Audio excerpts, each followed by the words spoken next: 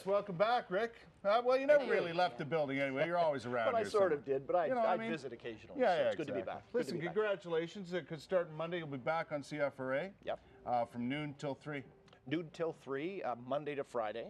A 3-hour slot. I used to do a 3-hour slot on CFRA from 3 to 6. Yeah. About 9-10 years ago. So I feel like I'm coming home in many respects. I'm very excited about it. Yeah, you know what, and I'm sure a lot of people who listen to CFRA will be excited as well, because first off, you're going to be, for the most part, hosting the Lunch Bunch, a regular feature on CFRA.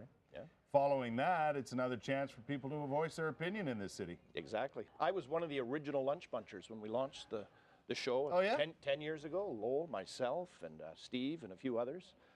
We sort of threw ourselves into a studio and say, let's make something interesting happen from 12:30 to 1 o'clock. So I'm going to take responsibility for hosting that. That'll be the first part of my responsibility. I'll have interesting guests in, hopefully some interesting and some provocative discussion. Yeah. Then we're going to open up the phones and we're going to take advantage of the latest technologies, Facebook, Twitter, to make sure that we are fully interactive with our listeners out there, so that they're fully engaged in the discussion and, That's right. and shaping opinion in this community. Nowadays, you know, you can reach a lot of people and get a lot of people involved in many different ways. You mentioned Facebook, Twitter. You know, people are listening on their computers while they're at work and that sort of thing, not only in their cars and at home.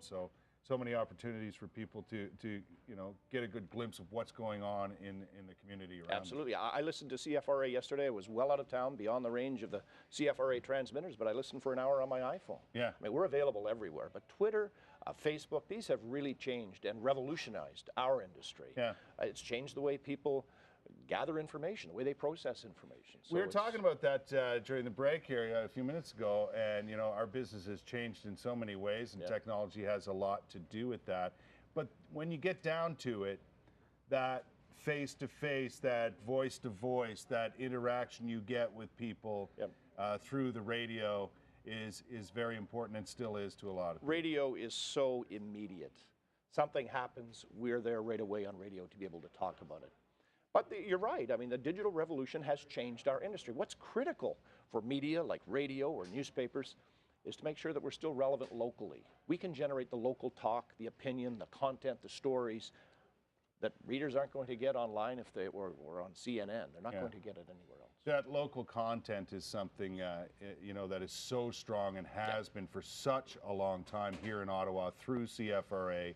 And through you know, other television stations and radio stations, but especially in particular CFRA as the local news voice, the one that has been so solid for so long. I grew up listening to CFRA, so I think it plays a critical role during critical moments in the history of this city. We remember the ice storm and other events, so I'm very proud of joining what is, I think, just a grand tradition in this town.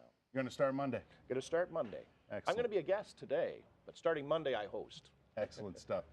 Rick Gibbons back on CFRA from noon until 3. Lunch Bunch first of all, and then kind of an open line talk show for you to have your say in our wonderful area. So listen, welcome back. Good to have you. Thank you. Good to see you.